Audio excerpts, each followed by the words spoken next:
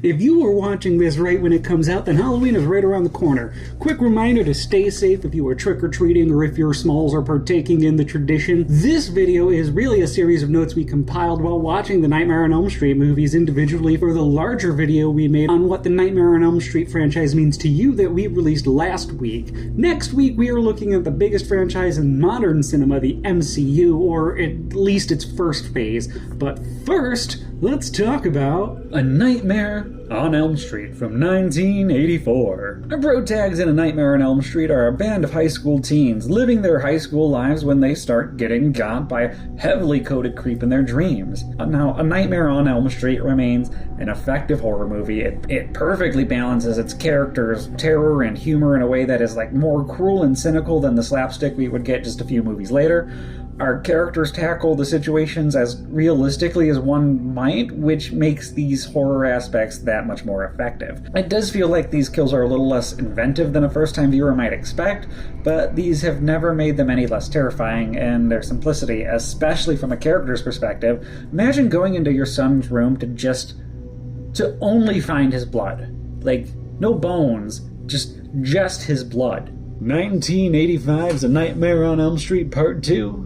Freddy's Revenge. I don't think anybody really gives Lisa enough credit. She's an amazing boyfriend and gives off major theater kid vibes for some reason. I mean, probably it's because she's in love with a very, very gay kid. This sequel pretty much starts from scratch, trying to stand entirely on its own with references to its predecessor that aren't so direct that the first Elm Street movie would be necessary to understand what really is going on here, surrounding the next family to move into the Thompson murder house, being haunted by the spirit that is Freddy slowly possessing the family's son to do murder. In the Void, I think this is a really interesting movie that equally works on its own. Sounds a lot like Sinister, maybe? I also think it works really well here, especially as a way for Freddy to come back. In tone, it is only slightly darker than the first movie, I think. I think there are plenty of hilariously dark jokes throughout the movie. Just look at Freddy's face when a dude is trying to calm him down. I think it's the best reaction. It's gonna be alright. Nobody's gonna hurt you. Just tell us what you want, alright? Help yourself, fucker! But none are actually Freddy making jokes, and that makes a huge difference. I love this Freddy makeup as well. It feels like the most wet and mean in general, like it would really hurt in the moment, every moment, instead of more looking scarred over. Although it being so different from everything else did mean it took this one just a little longer to grow on me. This was maybe my third time watching it, and while I've always understood the subtext of the movie, this is the first time it all came together and really clicked in the moment for me in a way I really, really liked it this time around. 1987's A Nightmare on Elm Street 3. Dream Warriors. 3 movies into A Nightmare on Elm Street, familiar faces return as Nancy Thompson comes back to Elm Street when a new group of protagonist teens are taken to a mental hospital for having nightmares from a dude their parents lynched back in the day. I normally have an immediate aversion to horror movies with a mental health clinic setting. I said this before, I think people with mental health disabilities and disorders are stigmatized enough already. But Nightmare 3 handles it really well by giving each of its victims, teens, strong personalities that carry over into real power in the dream world. These new characters mixed with returning cast tie the production together in an exceptionally congruent way with the first Nightmare on Elm Street. This is also where the series owns up to the vague promises of a humorous Freddy Krueger in Part 1, giving us a touch more humor through the one-liners delivered by the perpetually creepy Krueger. While the fan favorite has always been Jennifer's prime time bit, I have always found Philip's marionette death to be my favorite kill in the entire franchise. And it never gets talked about. His veins being ripped open and forced to walk to his doom has always felt particularly visceral in an 80s movie. A Nightmare on Elm Street Part 4, The Dream Master from 1988. How does it make you feel that this is the highest grossing solo Nightmare on Elm Street movie? A movie where everyone we loved last movie gets got in the first act because we need a new cast of red shirts to watch cathartically get got, with the dream power mechanic being expanded on this time around when our new lead learns that she can just yoink skills after her friends get got. Charting the Nightmare on Elm Street movie franchise's tone, this is another step towards comedic, love it or hate it, with more quips, more one-liners, and more kills that lean lean towards being creative, or budget saving, than being particularly shocking, although Debbie's does stand out as being particularly gross. Actually, the whole thing leans more towards gross than gore, if that makes sense. A screaming Mad George special.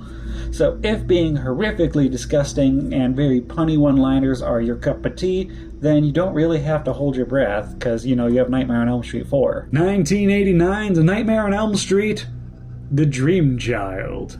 I kinda wish this had been part 4 over Dream Master, following like Kristen, Joey, and Kincaid over Alice & Co. version 2, honestly. I think maybe that would have slid into the timeline better. I know we can't change that, but just like, coulda, shoulda, woulda.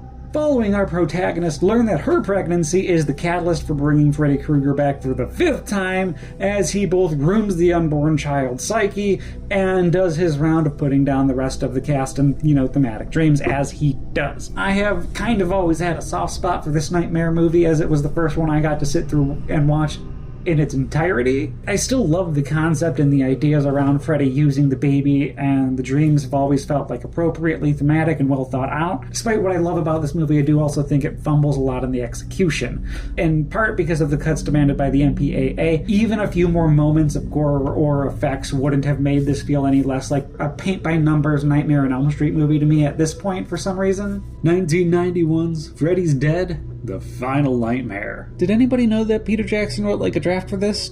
Or am I just really late to the party on that news? Abandoning any characters or through line from the previous installments, we follow a couple of random troubled youths who accidentally release Freddy Krueger into the wider world with the help of his long-lost child. Everything I said negatively about the previous installment, yeah, you can kind of double down on that. If the previous installment felt like paint by numbers, this might as well be like a children's coloring book. It doesn't care if anyone is coloring inside the lines anymore. It very much feels like we just wanted to get something finished and released to say the franchise was done. It still wasn't. And I don't like how down I am on this movie. I think Robert Englund continues to bring a lot of energy to the role that he made so iconic. It also doesn't feel like anyone was particularly fucked over during production, which I always respect and appreciate. We don't need to exploit our actors. I don't know, are there any huge Freddy's Dead fans out there? Wes Craven's New Nightmare from 1994. 30 years ago. God damn. Oh, that hurts. Instead of finding a fun, in-universe way to bring back Freddy Krueger from the dead, this time we were opting to play around with the fourth wall and set things in reality, where the concept of Freddy Krueger becomes tangible in the minds of the original creator and actors, all playing fictionalized versions of themselves. Instead of taking these meta-story elements and using them for parody like in Jason 6, New Nightmare plays with the idea of a demon killing you and your loved ones through your dreams as straight-faced as possible while still letting the killer's cruel personality shine. The homage to the series' first kill has always been a standout for me in the movie here, and I've always appreciated this installment's mix of a serious tone with a meta-narrative. Generally, the more meta you get, the less serious the production becomes. Even Wes Craven would play around with meta again in the Scream franchise, lightening the atmosphere significantly. It makes for a unique movie experience and a really well-done Nightmare on Elm Street, honestly, for me. Freddy vs. Jason from 2003. Took us 15 years of production hell to get to the cathartic bliss that is Freddy vs. Jason. Watching Freddy scheme from the afterlife and somehow send Jason to Elm Street to remind the Midwest what nightmares are truly about. Terrorizing stereotypes until Freddy has enough power to deliver on the title twice over. It feels like this movie has always disappointed fans of Freddy Krueger. The character has only one on-screen kill and in a lot of ways loses the final fight of the movie. But I've always felt that Krueger was the driving force of the movie and his presence is felt throughout.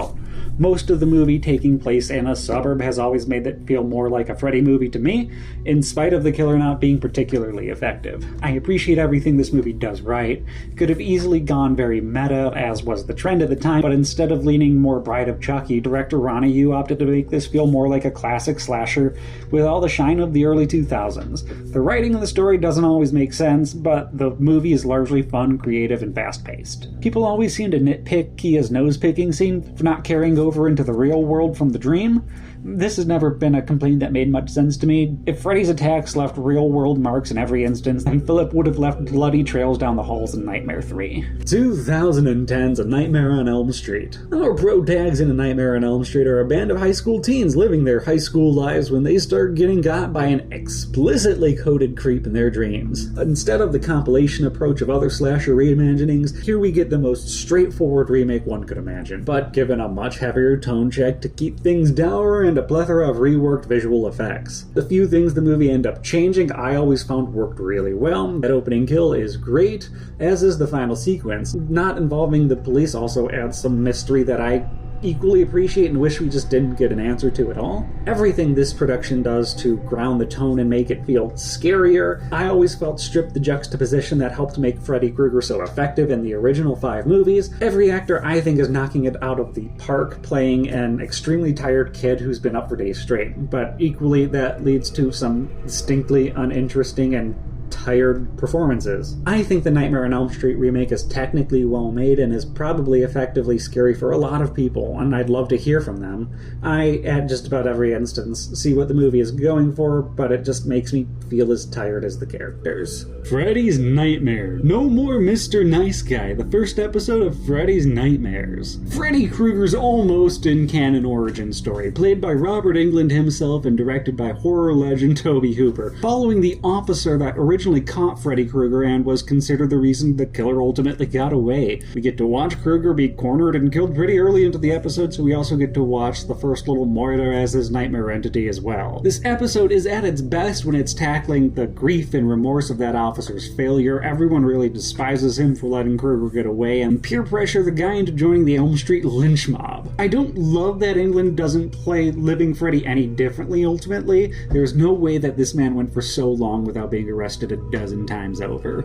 Even in the 80s. Honestly, it is not the most satisfying origin story for the slasher icon for a bunch of reasons that I'd rather not spoil if you're curious about it yourself. It's really easy to find with the search Freddy's Nightmares Episode 1, and it's only 40 minutes long if you want to give it a go and you really like the Nightmare on Elm Street franchise. Dylan's New Nightmare, an Elm Street fan film from 2023. A fan follow-up to the out-of-canon New Nightmare featuring original star Miko Hughes, with ties to the makers of the excellent Never Hike Alone Friday the 13th fan film trilogy.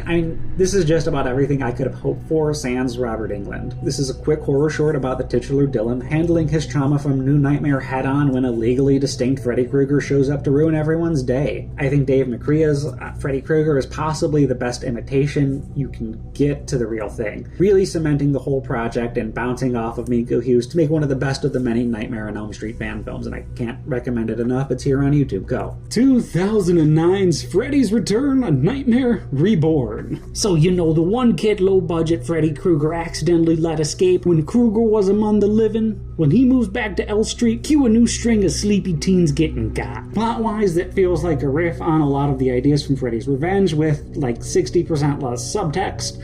It's very, very low budget, but they made a fucking movie, so they deserve a genuine and enthusiastic fuck yeah. Never Sleep Again, the making of A Nightmare on Elm Street from 2006. 4 hours of cast interviews and behind-the-scenes information for the Nightmare on Elm Street franchise, up through Freddy vs. Jason. The 2009 remake was still 3 years out at this point, okay? Narrated by Nancy Thompson herself, Heather Langenkamp, with a series of really well stop-motion animated bumpers starring a puppet Freddy reminiscent of Part 3. The documentary equally covers the history of New Line Cinema's productions, as the documentary itself refers to the studio as the house that Freddy built. Producer Bob Shea gets equal if not more screen time than the franchise creator Wes Craven, and I don't entirely mind it as he was sincerely invested in the franchise both creatively and financially. This is one of the best franchise documentaries that comes to memory, especially before the rise of creator VC. I would recommend this if you were just a fan of stop-motion animation for the bumpers. They are so well done. Scream Queen, My Nightmare on Elm Street from 2019. This documentary hyper-focuses on the behind-the-scenes filmmaking and the inspiration behind Nightmare on Elm Street 2. Yes!